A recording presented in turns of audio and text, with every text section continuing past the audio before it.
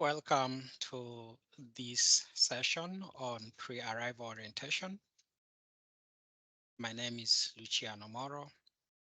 I'm the resettlement educator and CG animator for the Office for Refugees of the Archdiocese of Toronto. This session is intended to provide information for those who are expecting to receive and welcome refugees that have been approved to arrive to Canada by Immigration Canada. And so I will be going through a number of topics to assist you to prepare so that you may be able to fulfill your responsibilities as the sponsor for the refugee that you are about to receive in your community. First, I will discuss a little bit about communication and then the procedures that you can expect at the airport.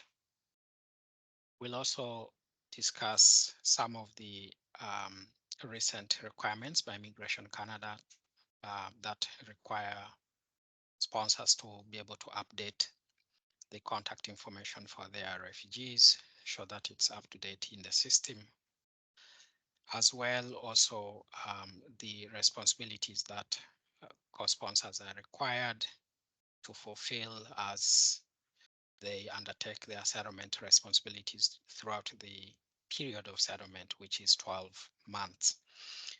Then additionally, there is also a time frame within which sponsors are now required to be able to provide financial support to their newcomers.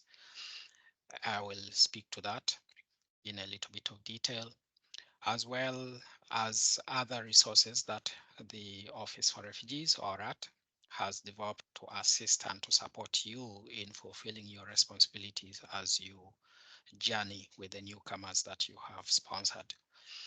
I want also to highlight some of the aspects of ensuring that you fulfill your responsibilities through the monitoring work that is done by Immigration Canada, and as well as our office to ensure that if there are any shortcomings, those can be rectified as soon as it's possible. And then we'll conclude the presentation with some samples of important documents that you should ensure that your newcomers will be able to apply and obtain as soon as they arrive in Canada. Now, first, with regard to communication, it's important and critical that you arrange um, for regular communication with the refugee that you're sponsoring while they are still waiting final uh, travel arrangements to come to Canada. This will help to facilitate um, your ability to prepare for their post-arrival needs, as well also to build rapport with the newcomers in terms of ensuring that you know a little bit about them, as well as also their expectations. And it will also provide you a mechanism to manage any uh, expectations that they might have with regard to their settlement needs in Canada. We encourage that if the newcomers you're sponsoring have no ability to communicate either in English or French, that you arrange for an interpreter or a translator who will assist you with facilitating communication with the refugees. Please, in your communication, we ask that you provide relevant information, especially information with regard to the community where the refugees will be settling in Canada, whether it is things related to the weather, the culture, the food, transportation, accommodation, and all other aspects of the needs that the newcomers will expect to experience in the community where they'll settle.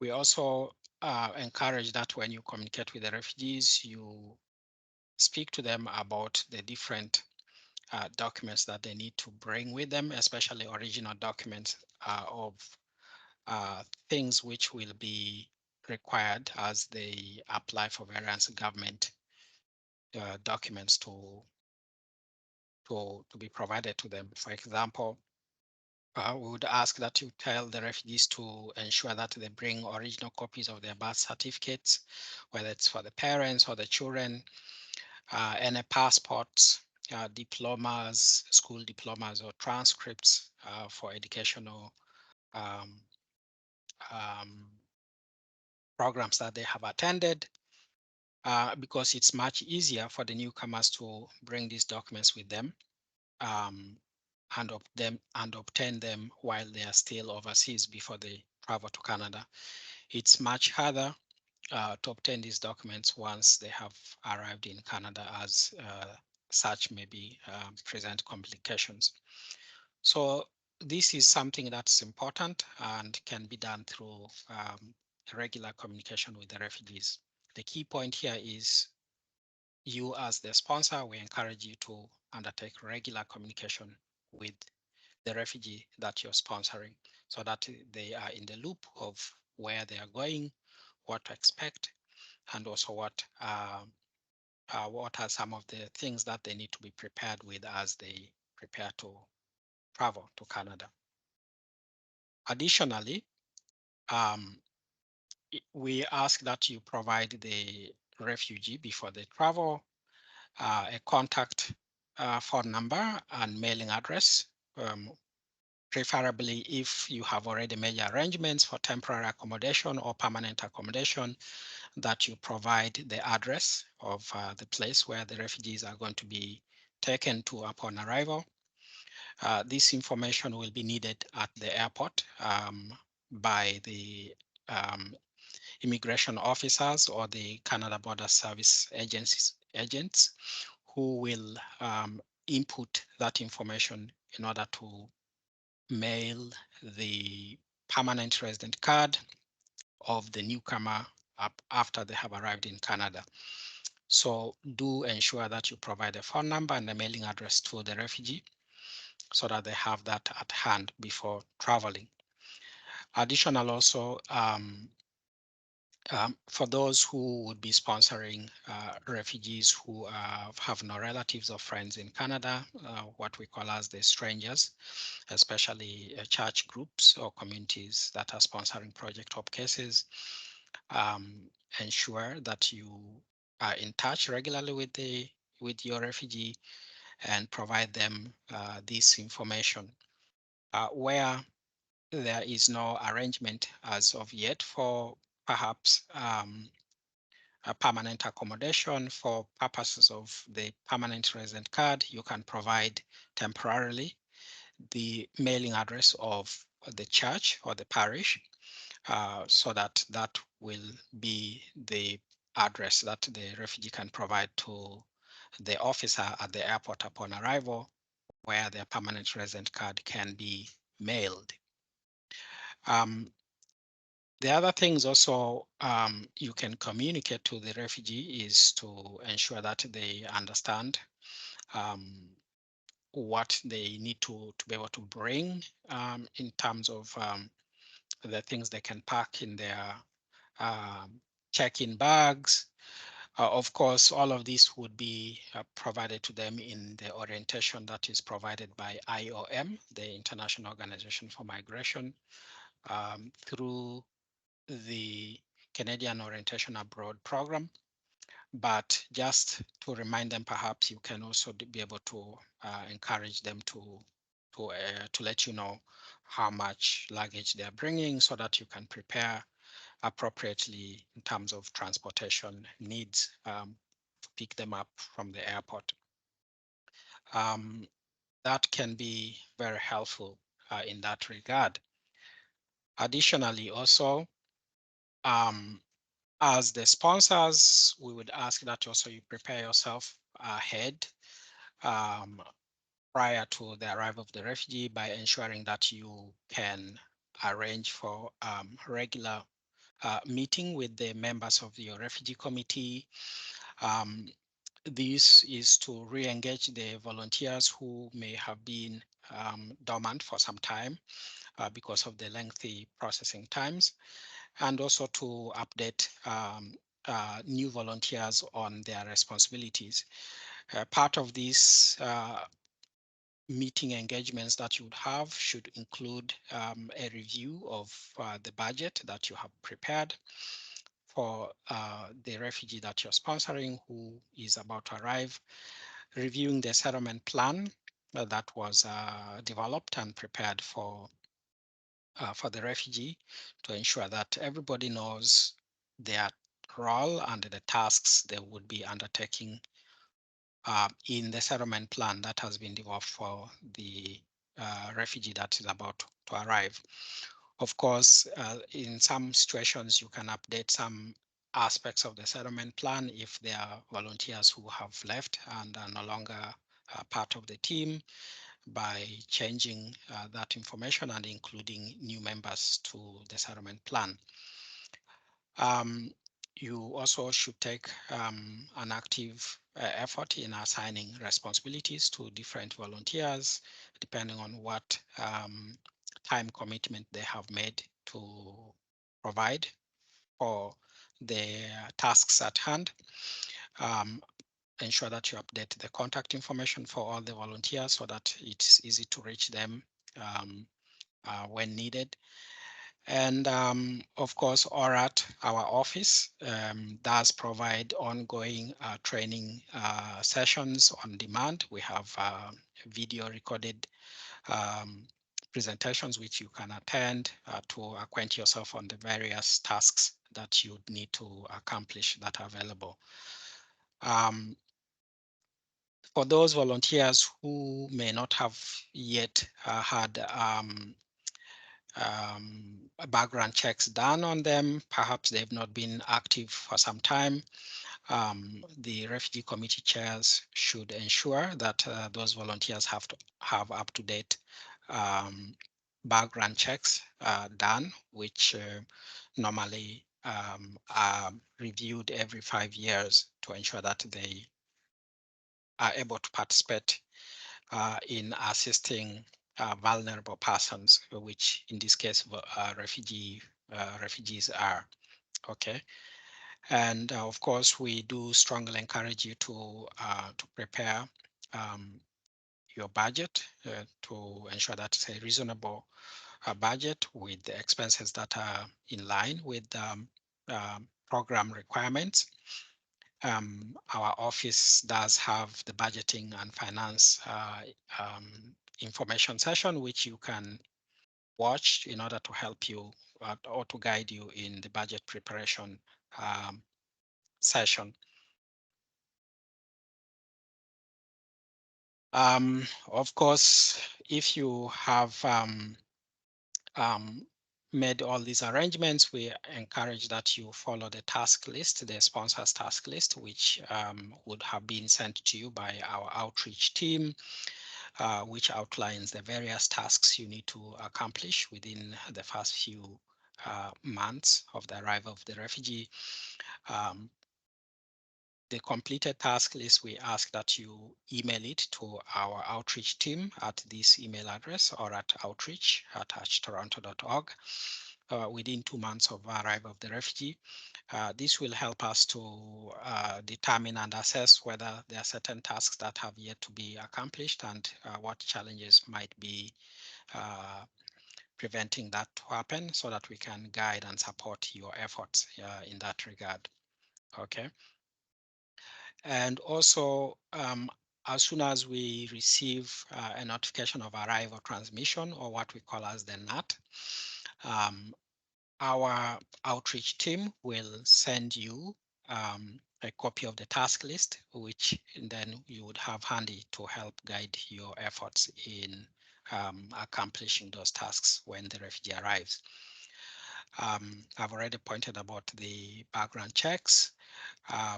For refugee groups or parish groups that are sponsoring Project Hope cases, we require that you update your budget every quarter, which includes the actual expenses that you have spent on the refugees that are sponsored.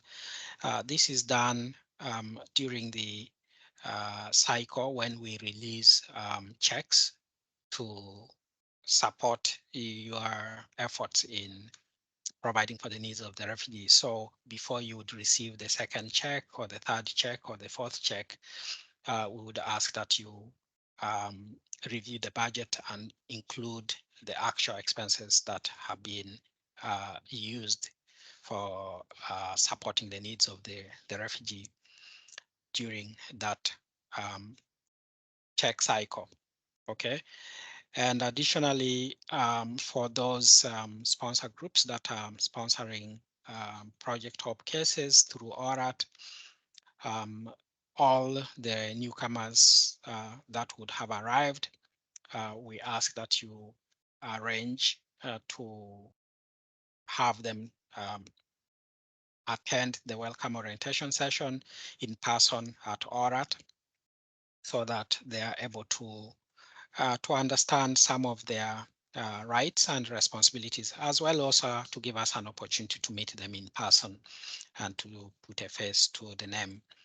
Okay, but for newcomers that are sponsored by their relatives, we have the welcome orientation session video, which is on demand, which you can have the newcomer watch along with their co-sponsor at any time to help them to understand the various um, roles and responsibilities of the sponsor, as well as also their own responsibilities as newcomers, and to give them information about how they can be able to reach or get in touch with our office if they have any questions or would like to speak to someone from our outreach department with regard to a concern or an issue that needs to be addressed. All right. Now, when the refugee arrives at the airport, here are some of the things that you as the co-sponsor or the sponsoring group would need to be aware about. The Polycultural Immigrant and Community Services, or what we term as PICS, is the main body that is responsible for the reception of all refugees arriving through Toronto Pearson International Airport. And they help these sponsored refugees to navigate the processes that occur in the transit area. That includes their landing processes, issuing of their confirmation of permanent resident documents by the CBSA, and any other things that would be required. So we ask that you as the sponsor, before you go to meet your refugee at the airport on the day of arrival, please print a copy of the notice of arrival transmission, or if you have it electronically or on your phone or tablet, please take it with you, because that will be requested of you by the representatives of the Polycultural Immigrant and Community Services. Also ensure that you have provided a mailing address and a contact number um, to the refugee before or prior to their departure, so that they know who will be picking them at the airport if they are asked by authorities at the transit point of entry. Now, recently, Immigration Canada also has developed a schedule to ensure that refugees are provided supports within a certain time frame. And this is critical to you, the sponsor, to ensure that these tasks or these responsibilities are done within the intended timeframes. So upon arrival to the first 3 weeks, it is expected that sponsors, of course, will be receiving and welcoming the refugees and assisting them with their immediate and essential needs. Some of these include meeting the newcomer at the airport when they arrive and providing them transportation to their point of destination, whether it's the temporary place of accommodation or the permanent housing that has been arranged in advance of their arrival. Also during this time, we expect that you will assess the health needs of the newcomer, if there are any medical needs that require urgent attention, that you will take care of that by taking them to see a doctor or a health worker, be it at a walk-in clinic or if you have arranged for a family doctor, maybe to a family doctor. This you would be able to know because for refugees who have medical conditions that have already been identified by Immigration Canada, that information is declared in the notification of arrival transmission. Okay, so the notice of arrival does provide details of any immediate medical needs that need to be attended to post arrival of the refugee in Canada. And so based on that information, you can already make arrangements to meet those immediate medical needs for the refugee that have been identified. Obviously, we encourage that you ensure that the newcomers have settled into a suitable place that is safe and clean, as well as also their household needs have been arranged for and provided for, whether it is food, clothing, and other things that they may require. Depending on the season when the refugees arrive, whether it's in the summer, in the fall, or in the winter time, make arrangements appropriately for to provide for them for clothing, and also any other basic household items that they may require. If they have brought with them phones, make arrangements to take them so that they can purchase um, appropriate phone plans, or if they need internet and so on and so forth, to ensure that they have ability to be contacted and also to contact those who will be assisting them. Ensure that you orient the newcomers to ensure that they are familiar with the local area where they have settled in, or in the community where they have settled, and also how to be able to use public transportation in the area where they have settled, so that they can be able to move, whether it is to go and buy groceries, or if it is to go for appointments that have been scheduled, and so on and so forth. This would be ideal if this is done hand in hand with members of the volunteers who are assisting in the settlement of the refugee as identified in the settlement plan. Um, Obviously, it's important that you help the refugee to open a bank account so that um, their sponsorship support funds can be deposited by them directly into the bank account. Um, as well, also during this period, we would ask that you encourage the newcomer to watch the online video for the welcome orientation session um, at and during their spare time, so that they understand some of the responsibilities that are available to them. We do strongly recommend that during this time, at least initially during the first year of arrival in Canada, that the newcomers do not travel outside of Canada, um, be it to their country of origin or the country of asylum where they have left from. The reasons being that in the event that the newcomers would travel there, this would be considered as re-availment of themselves to their country of origin, and this could present some legal challenges to the refugees, especially if the Canada Border Service agencies identify that there were resettled refugees who had traveled back to their country of origin or to the country of asylum. They could initiate removal proceedings against these newcomers. So it's important that they understand not to travel, at least during the initial period of their settlement in Canada. Besides that, also, it's important to know that traveling outside of Canada as a permanent resident would require the newcomer to have a passport or to apply for a travel document from Canada. Um, and the countries where the newcomer would travel to may have additional requirements, including a visa requirement, which the newcomer would have to apply for.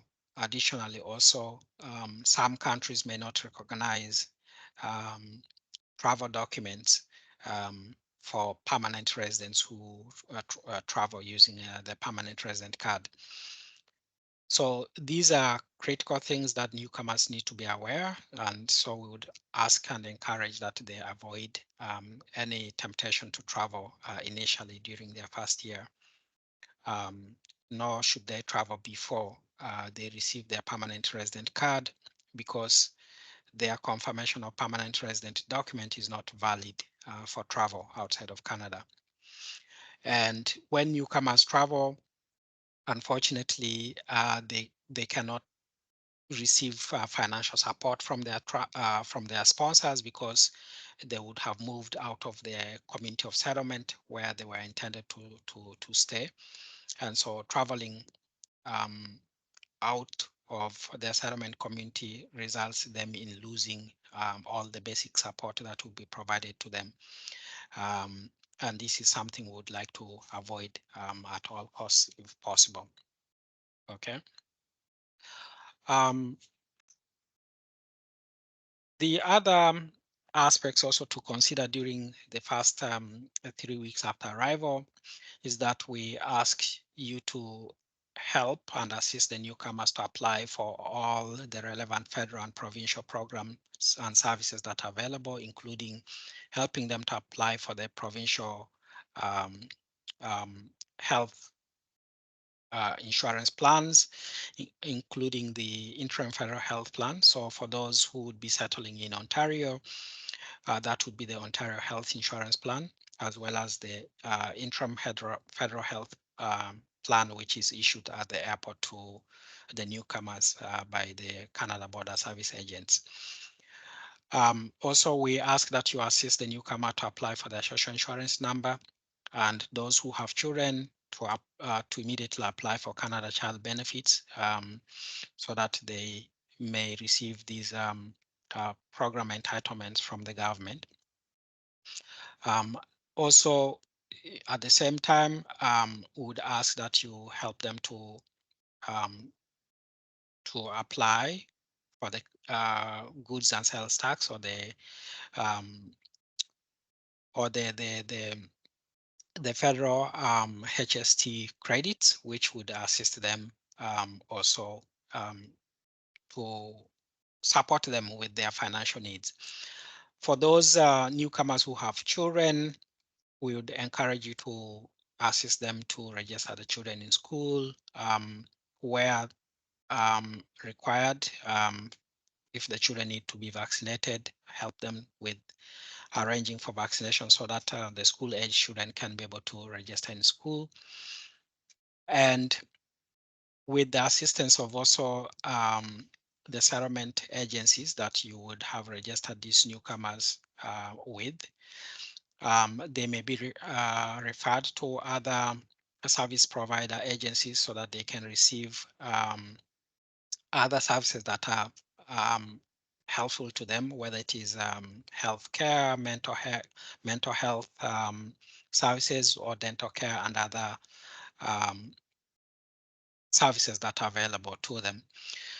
We strongly require that we register the newcomer with the settlement agency so that they are assessed for their needs by the settlement worker. We at the Office for Refugees work collaboratively with the Catholic Cross Cultural Services, which is a settlement agency, and you would be required to make arrangements to do an appointment with the Catholic Cross Cultural Services settlement worker to bring the newcomer for their needs assessment.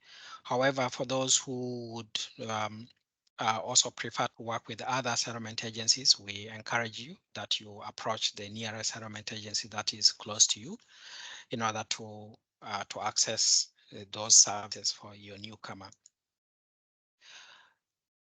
In the first month to the third month, additionally, we encourage that you continue to provide settlement support and address any other settlement needs that would need to be fulfilled.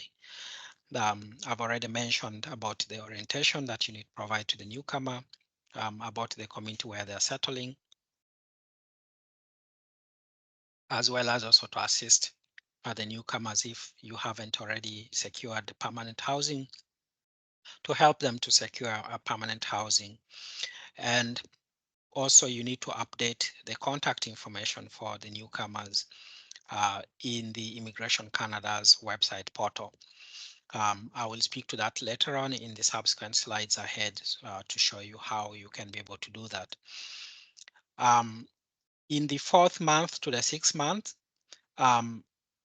we expect that at that point the newcomer has received most of their basic immediate needs, and so you as the sponsor or the sponsor group would need to ensure now that the newcomer has access to settlement services, including access to employment services where they can either search for jobs or be able to go and have their resumes prepared so that they can be able to seek employment. Additional also, if the newcomers would need to improve on their language, they need to be registered for language classes so that they can attend either ESL or link classes. And for those who would need to upgrade their education, they can also be assisted to register for courses that can help them to upgrade their educational credentials. There may be newcomers who have left family members behind who could not come together with them. And those family members, if were declared in their original sponsorship application, this would be the time to ask those newcomers to begin the process to apply for the 1-year window of opportunity to ensure that the family members who are non-accompanying can become accompanying by initiating the process for 1-year window of opportunity for those members. Of course, you can work very closely with our case processing team in order to facilitate this process for the 1-year window of opportunity. And if you have any questions to follow up with that regard. Around month 7 to the 9th month,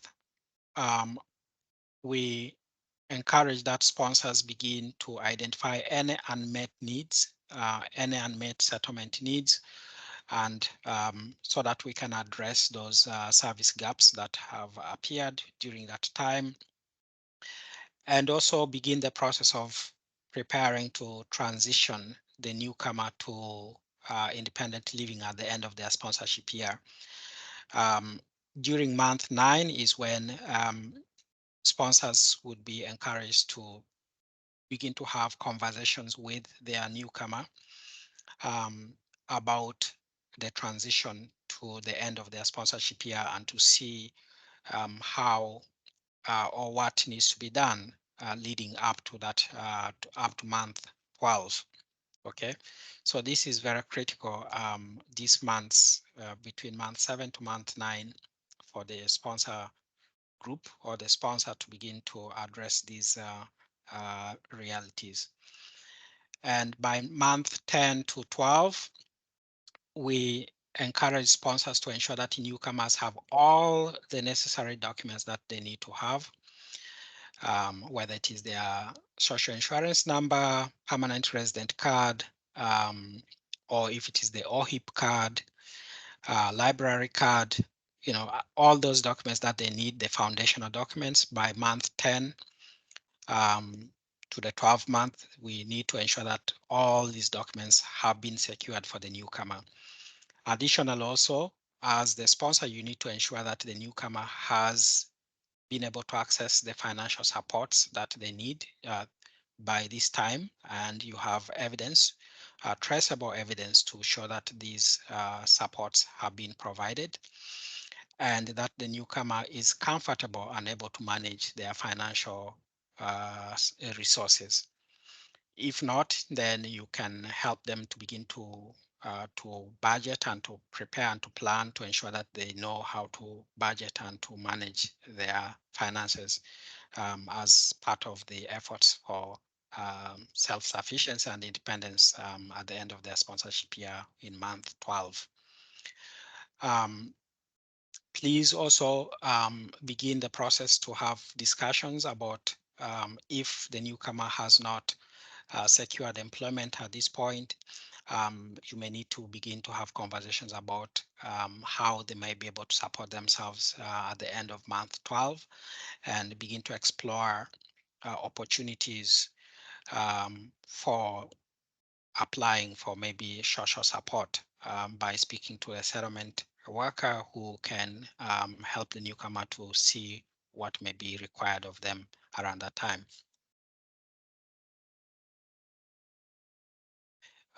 It's important to know that throughout these time frames that I've outlined, the co-sponsors and the newcomers are required to update Immigration Canada with their contact information for all their family members.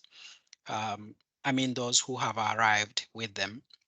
Of course, if it's an individual, it's just the individual's contact information that needs to be updated directly on the online portal of Immigration Canada. This is to ensure that Immigration Canada can be able to communicate and connect with the newcomer, as well also for the travel loans to be provided and sent to the newcomer at the end of their sponsorship year, so that that information is not lost.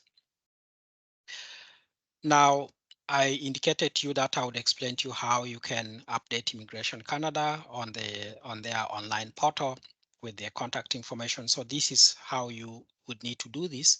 So for the permanent resident card, the co-sponsor and the refugees can can update their contact information by either calling the Immigration Canada Client Support Center, which is at 1-888-242-2100, or you can send the information to the Immigration Canada's email address, which is provided here, with the contact information for the newcomer. This includes their mailing address, their email, and phone number in Canada. Okay. And if there are any changes to the refugee's address, you can also do this online by going to Immigration Canada's website through their web form, which I have provided in this presentation slide, and use the Immigration Canada's web form to update the refugee's address. If there's any change at all, whether in an email or phone number of the refugee, please use the web form to update the refugee's contact information directly online. This is very, very important, and it's required by Immigration Canada that it be done so that the refugee's information is up to date. I've already indicated to you about the timeframes within which certain supports need to be provided to the newcomer. And so similarly for the timing of the checks that need to be provided to the newcomer. So the first check would be dispersed initially within the first month to the third month. And this first check usually includes the startup funds, um, which are funds intended to assist the newcomer to establish themselves initially, whether it is to rent a place, provide for the first and last month, to buy household items that are required to staff the accommodation so that they can settle in, and plus 3 months worth of resettlement assistance program support. So 3 months of their monthly day-to-day needs are included within that first check. And therefore, the first check tends to be fairly a big lump sum, but it includes these three aspects. So the startup funds, which are required to assist the newcomer in establishing themselves, plus 3 months worth of their monthly allowances that they need to support themselves, whether it's to buy food, pay for their expenses, and so on and so forth. The second check, um, which is provided in the fourth month, covers also 3 months worth of uh, um, monthly allowance support. And this check, depending on at that point if the newcomer has secured employment, may be adjusted for net employment income to reflect the amount that the newcomer is earning. And so this is also important, especially for um, sponsor groups or church communities that are sponsoring Project Hope cases, to be aware that we would ask that you provide an updated budget information with actual expenses for the newcomers when the second check is to be issued by ORAT to you. This should be able to reflect your actual expenses. Plus, if the newcomer has begun to work or has secured employment, we would need to know um, their net income in order to determine um, how much support they are still entitled to, since they are already earning some income. And so the second check may be adjusted to reflect those realities. The third check, which is provided around the seventh month, also includes 3 months of RAP support or monthly allowances for the newcomers to meet their monthly needs. And equally, this will also be adjusted for any employment income that is earned by the newcomer if they are working at that point. This primarily applies to newcomers who are supported through Project Hope funds by our parish refugee committees in the Archdiocese of Toronto. And the fourth and final check is issued to the newcomer around the 10th month. And this check also includes 3 months worth of resettlement assistance support. This is also subject to adjustment for net employment income if the newcomer is already working and earning an income at that point. All right.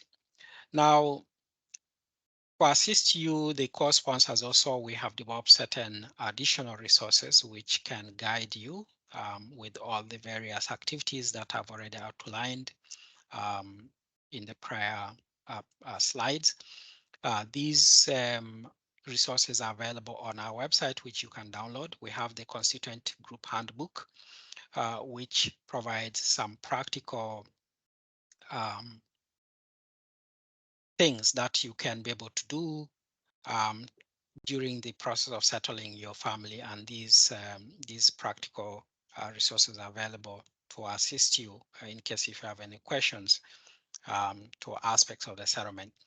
There is also the sponsors resource toolbox, which gives you very, very practical and meaningful things that you can do in order to identify services that are available in the communities of settlement that are available to you. So please make use of these to assist you in your settlement process.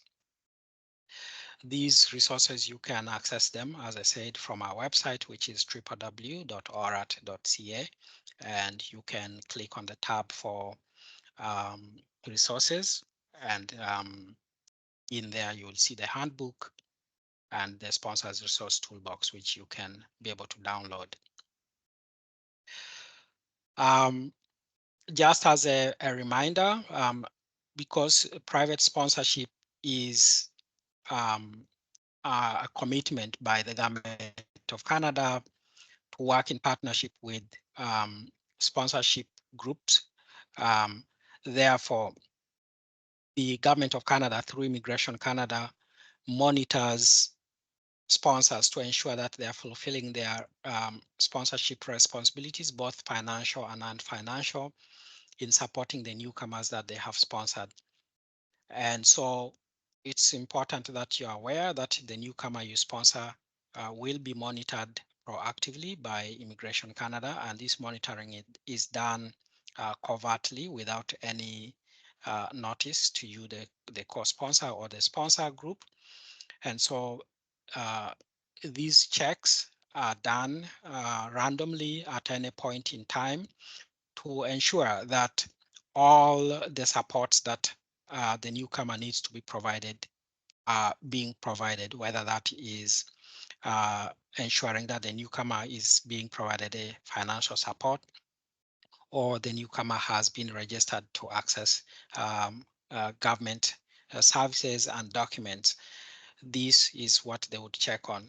So we strongly encourage that you ensure that you fulfill your responsibilities to avoid um, the unusual situation where you may be required to provide proofs of anything that has not been provided to the newcomer as required in your settlement plan. So please ensure that you fulfill your responsibilities. And also, if in the event that these newcomers receive monitoring by Immigration Canada, whether it is done over the phone or via email surveys, that the newcomers are aware about this. And the newcomers have a right to either accept to participate in these surveys, or they can decline to participate in the survey. If they choose to participate in the survey, they should be aware that any answers they provide to the officer may and will be used to assess their sponsors or co-sponsors. And unfortunately, because the co-sponsors are not privy to the information that the newcomer shares with the immigration officer during these monitoring surveys, therefore, the newcomer will, if found to be not fully supported in certain aspects by the newcomer based on the information that the newcomer shares, the newcomer will be required to provide proofs of different aspects of what is lacking, whether it is um, financial support that they have received. We would need to have access to their bank accounts. We would need to access to any transactions that they've conducted, and so on and so forth. So it's quite intrusive. But that is unfortunately the nature of monitoring, and it is something that the newcomers needs to be aware about. So they can either choose to participate in the uh, surveys conducted by Immigration Canada as part of this monitoring, or they can choose to decline. That is a right that they have, and they would need to understand the consequences as a result of that. We also strongly ask that all settlement support that is provided to your newcomer be well documented. Um, by that, we mean you should provide documentation which is traceable of all supports. Any financial support should be provided using traceable methods, whether it is by checks, e-transfers, or anything that has receipts. Please avoid any cash support that is provided directly to the newcomer, because that cannot be traced and it's difficult to prove that you provided cash to the newcomer. Okay, so use traceable methods.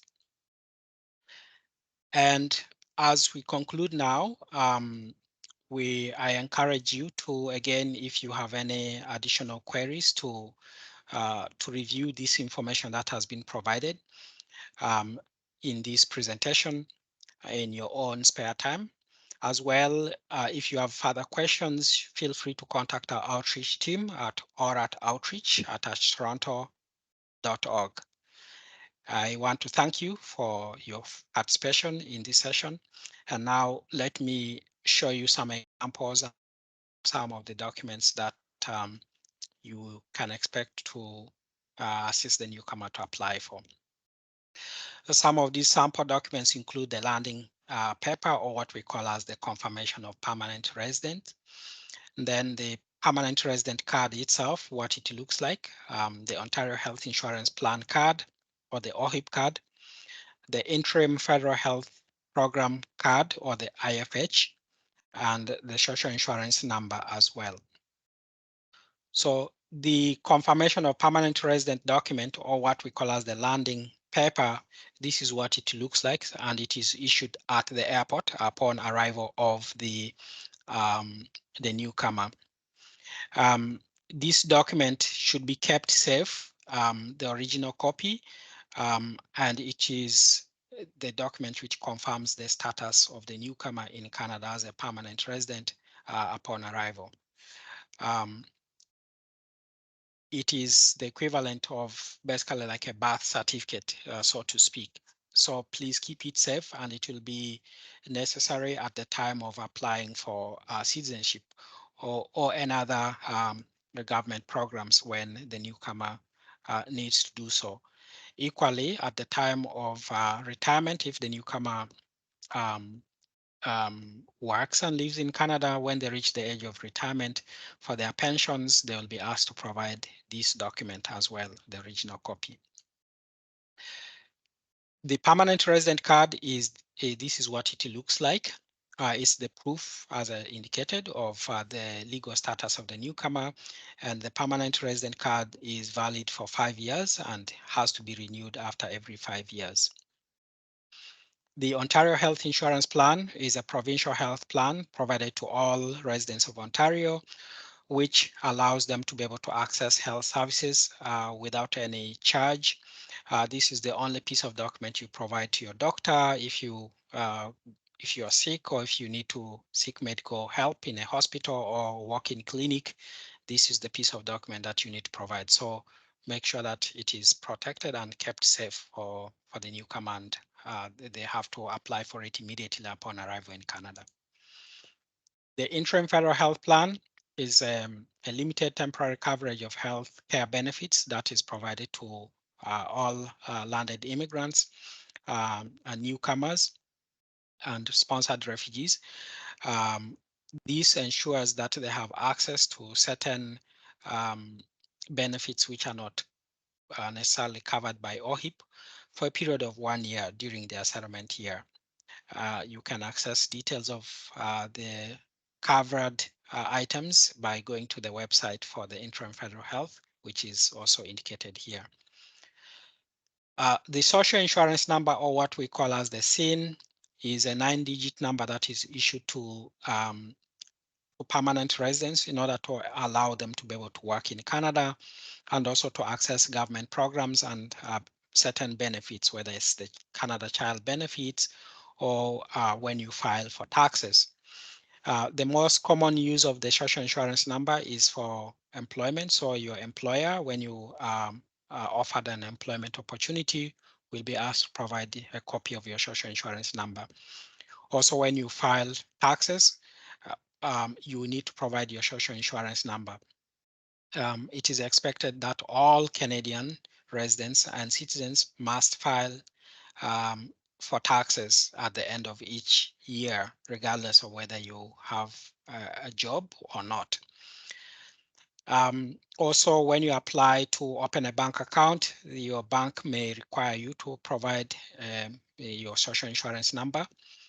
Additional, also, when you file or apply for your Canada Child Benefits, the CCB, you'll be asked to provide your social insurance number. And for those who may apply for student loans or grants, you will be asked also to provide your social insurance number. So these are some of the common places where you may be required to provide your social insurance number. Since the social insurance number is an individual document, please make sure you protect it and do not share your social insurance number with anybody else but keep it to yourself. Okay. All right. So this concludes the presentation. I hope this information is being helpful and will guide you in preparing to receive your newcomer when they arrive in Canada. Thank you for your time, and I wish you all the best as you prepare to welcome your refugees to Canada. God bless.